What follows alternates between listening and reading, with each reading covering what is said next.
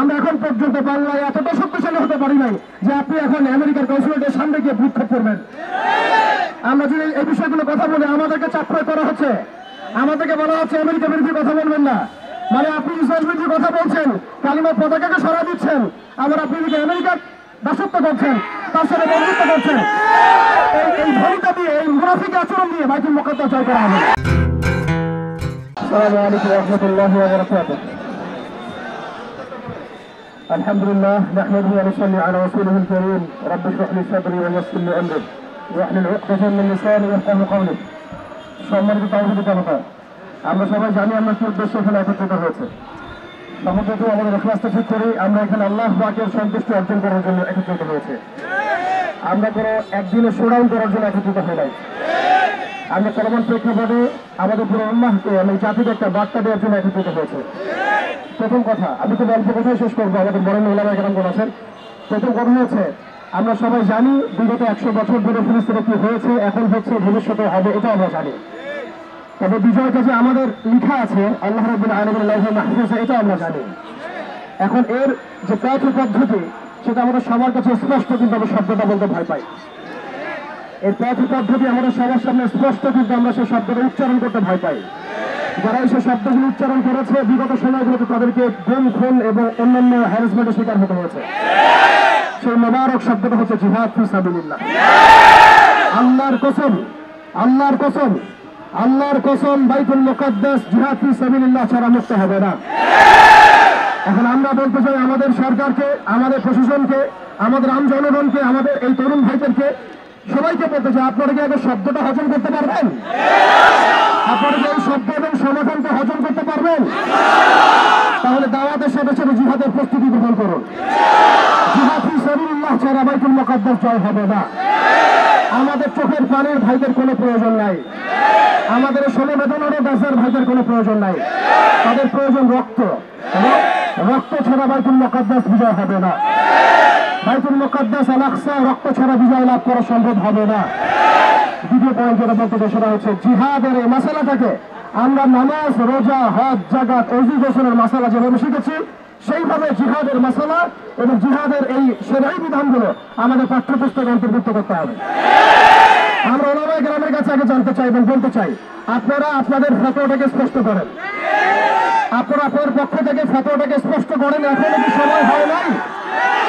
এখনো কি সময় হয় নাই যে সশস্ত্র জিহাদের মধ্যে দিয়ে বাইতুল মুকাদ্দাস জয় করবে? এখনই যে শব্দগুলো বললে আপনি কাউকে জঙ্গি সন্ত্রাসী বলবেন? আমরা মিডিয়ার ভাইদেরকে বলবো, আপনারা এটা টেলিকাস্ট করছেন, করেন, আলহামদুলিল্লাহ, সত্য প্রচার করেন। আপনারা মুজাহিদ ভাইদেরকে এর আগে জঙ্গি বলেছিলেন, আপনার স্বাধীনতাকামী ভাইদেরকে জঙ্গি বলেছিলেন।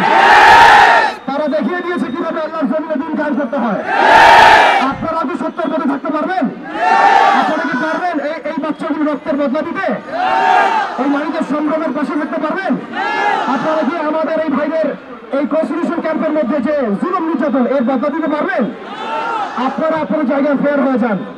তৃতীয় পয়েন্ট, ইসরায়েল একা শক্তিশালী হয় নাই। 1914 সালে যখন অটোমানদেরকে পরাজিত করা হয়েছে, প্রথম ব্রিটেন এবং পশ্চিমাদের সহযোগিতায় তারা এই জায়গা দখল করেছে।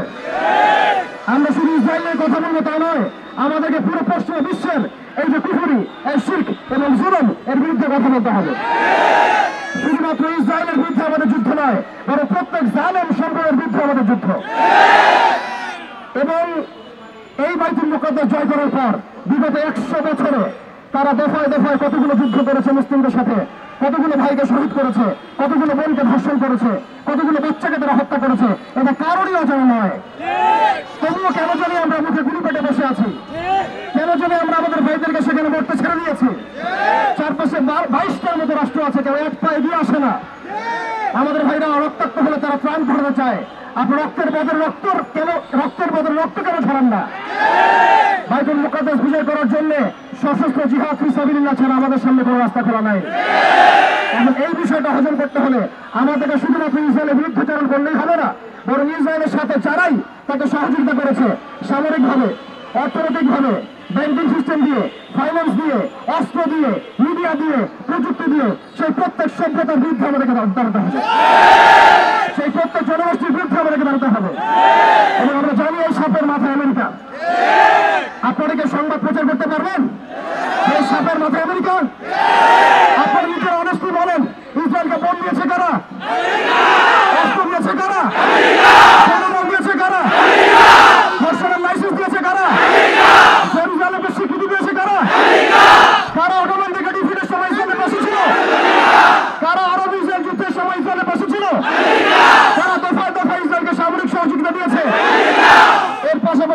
পেট্রোলের চুক্তির মধ্য দিয়ে ইসরায়েল দেশকে শক্তিশালী করেছে। অতএব এই সাপের মাথায় আঘাত করতে হবে। আমরা বলছি আমরা পদচারণা করলে ইসরায়েল ভেসে যাবে, কিন্তু আল্লাহর কসম আমরা এখন পর্যন্ত বাংলায় এতটা শক্তিশালী হতে পারি নাই যে আপনি এখন আমেরিকার কনসুলেটের সামনে গিয়ে বিক্ষোভ করবেন। আমরা যদি এই বিষয়গুলো কথা বলি আমাদেরকে চাপ প্রয়োগ করা হচ্ছে, আমাদেরকে বলা হচ্ছে আমেরিকা বিরোধী কথা বলবেন না, মানে আপনি ইসরায়েল বিরোধী কথা বলছেন, কালিমার পতাকাকে সরা দিচ্ছেন, আবার আপনি যদি আমেরিকার দাসত্ব করছেন, তার সাথে বন্ধুত্ব করছেন। এই ভূমিকা দিয়ে এই মুনাফিক আচরণ দিয়ে বাইতুল মুকাদ্দাস জয় করা হবে। আপনারা পরিপূর্ণ আপনারা পরিপূর্ণরূপে সত্যের পক্ষে আসেন। একটু সময় দেন। আপনারা পরিপূর্ণরূপে সত্যের পক্ষে আসেন। যারা আমাদের শত্রু তাদের বন্ধু কখন আমার বন্ধু হতে পারে না, যারা আমার স্পষ্ট শত্রু তার বন্ধু কখন আমার বন্ধু হতে পারে না। এটা আমার কথা নয়, আল্লাহ রাব্বুল আলামিন বলেছেন লা তাত্তাখিযুল ইয়াহুদা ওয়ান নাসারা আউলিয়া, তোমরা ইহুদি এবং নাসারাদেরকে পশ্চিমকালে বন্ধুরূপে গ্রহণ করো না। বা'দুহুম আউলিয়া বা'দ, এরা একে অপরের বন্ধু। এটা আমার কথা না, আল্লাহ পাকের কথা। আপনি কি আল্লাহর কথাকে ডিনাই করবেন? দেখুন তারা জায়নিস্ট মুভমেন্ট গঠন করেছে, আমরা এখন ঐক্যবদ্ধই হতে পারি নাই। তারা সারা বিশ্বে অর্থনীতি নিয়ন্ত্রণ করছে, আমাদের বিকল্প অর্থনৈতিক ব্যবস্থা দাঁড় করতে পারছে না। তারা ইউনাইটেড নেশন ফর্ম করেছে, যেটা একটা ফেইলিয়ার অর্গানাইজেশন। এর বিপক্ষে আমাদের মুসলিমদের একটা ঐক্যবদ্ধ প্ল্যাটফর্ম আমরা দাঁড় করতে পারি নাই। তারা আইএমএফ গঠন করেছে, ওয়ার্ল্ড ব্যাংক গঠন করেছে, এগুলো দিয়ে তারা তহবিল দিয়ে ইসরায়েলকে সহযোগিতা করছে। আমরা বিকল্প রাষ্ট্র এবং বিকল্প অর্থ ব্যবস্থা এখন পর্যন্ত কাজ করতে পারছি না। তারা মিডিয়া কাজ করেছে, যে মিডিয়াগুলো দিয়ে তারা স্বাধীনতা আমাদেরকে সন্ত্রাসী বলে চিহ্নিত করেছে, আমরা আমাদের মিডিয়া প্রতিষ্ঠিত করতে পারছি না। তারা ফাইন্যান্স দিয়ে সারা বিশ্বকে নিয়ন্ত্রণ করছে। এক ভাই বলে গেলেন এই মিডিয়া প্রযুক্তিগুলো দিয়ে তারা ওয়ার্ল্ডকে নিয়ন্ত্রণ করছে, আমরা বিকল্প জায়গাগুলোতে আসতে পারি নাই। জিহাদ শুধু আবেগের নাম নয়, আমাদেরকে রাজনৈতিক জিহাদও যেমন করতে হবে, অর্থনৈতিক জিহাদও যেমন করতে হবে, সামাজিক জিহাদও যেমন করতে হবে, আদর্শিক জিহাদও তেমন করতে হবে। আমাদেরকে যেমন সামরিকভাবে শক্তিশালী হতে হবে, তেমনি আমাদেরকে জামাবদ্ধ হতে হবে। যতক্ষণ পর্যন্ত আমরা বাংলার জমিনে একটা শরিয়া এবং ইমান রাষ্ট্র কায়েম করতে পারছি না, ততক্ষণ পর্যন্ত আমরা আন্তর্জাতিক মহলে ওদেরকে চাপে রাখতে পারবো না। আমার বলছি শুনুন, যতক্ষণ পর্যন্ত আমরা বাংলাদেশে একটা শরিয়া এবং ইমান রাষ্ট্র কায়েম করতে পারছি না, ততদিন পর্যন্ত আমরা আন্তর্জাতিক মহলে ওদেরকে চাপে রাখতে পারবো না। একজন ব্যক্তি কখনো রাষ্ট্রের বিরুদ্ধে যুদ্ধ করতে পারে না, একজন ব্যক্তি একক ব্যক্তি রাষ্ট্রের বিরুদ্ধে যুদ্ধ করতে পারে না, কিন্তু ইসলাম রাষ্ট্র চাইলে অবশ্যই রাষ্ট্রের বিরুদ্ধে যুদ্ধ করতে পারে।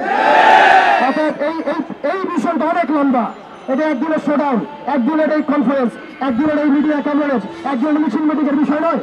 আমাদেরকে সুদূর প্রসারী লক্ষ্য নিয়ে এই ইসরায়েলকে এই পৃথিবীর মাটি থেকে মুছে ফেলার জন্য যা যা করণীয় তাই করতে হবে।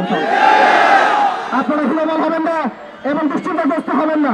আল্লাহ পাক ওয়াদা করেছেন ওয়ালা তাহিনু ওয়ালা তাহজানু ওয়া আনতুম আ'লাউনা ইন কুনতুম মুমিনিন। তোমরা হীনবল হও না, তোমরা দুশ্চিন্তাগ্রস্ত হও না, তোমরাই বিজয়ী হবা ইনশাআল্লাহ, তোমরা যদি মুমিন হয়ে থাকো। শেষ কথা হচ্ছে প্রিয় ভাইরা, আমাদের বাড়ির পাশে আর একটা আঞ্চলিক ইসরায়েলের জন্ম হয়েছে। প্রত্যেকটা জায়গায় আল্লাহ রাব্বুল আলামিন মুজাহিদ ভাইদেরকে তৈরি করছেন, কিন্তু আমাদের অঞ্চলে এই আঞ্চলিক ইসরায়েলকে মোকাবেলা করার শক্তি কি আমাদের আছে? এর জন্য কি আমরা প্রস্তুত আছি? তারা আমাদের উপর একটা অনিবার্য যুদ্ধ চাপিয়ে দেওয়ার চেষ্টা করছে। পুরো বৈশ্বিক সভ্যতা মিলে, জালেম সভ্যতা মিলে আমাদের উপর একটা অনিবার্য যুদ্ধ চাপিয়ে দেওয়ার চেষ্টা করছে।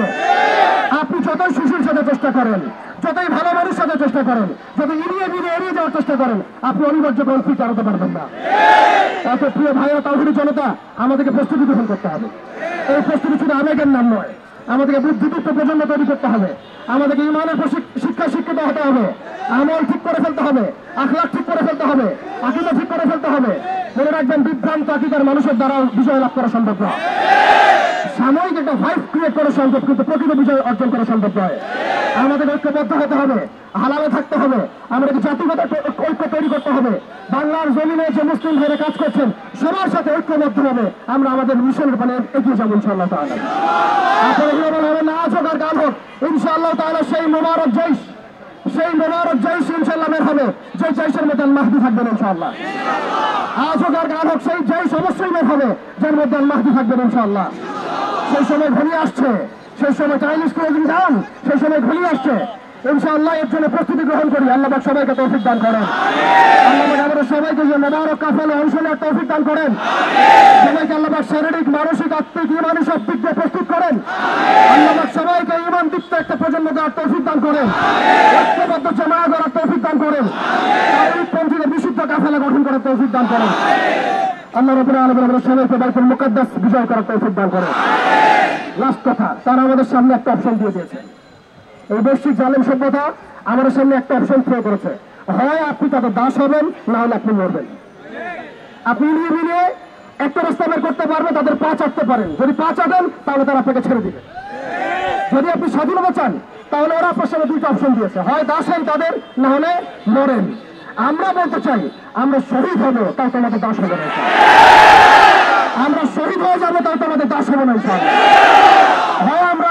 হয় আমরা আমাদের কাজ এবং দাওয়াত এবং জিহাদ পরিচালনা করতে করতে শহীদ হয়ে যাব, অথবা ইনশাআল্লাহ তাআলা আজ হোক আর কাল হোক আল্লাহ পাক আমাদের হাতে বাইতুল মুকাদ্দাসের এই কালিমার পতাকা উড়াবেন ইনশাআল্লাহ। এই কালিমার পতাকা ছাড়া বাইতুল মুকাদ্দাস মুক্ত হবে না। কোন জাতীয়তাবাদ, গণতন্ত্র, ধর্মনিরপেক্ষতাবাদ আর কমিউনিজম দিয়ে বাইতুল মুকাদ্দাস আপনি বিজয় করতে পারবেন না। কথাগুলো যত দ্রুত বুঝবেন ততই ভালো। কথাগুলো যত দ্রুত বুঝবেন ততই ভালো। আল্লাহ পাক আমরা সবাইকে বোঝার তৌফিক দান করেন।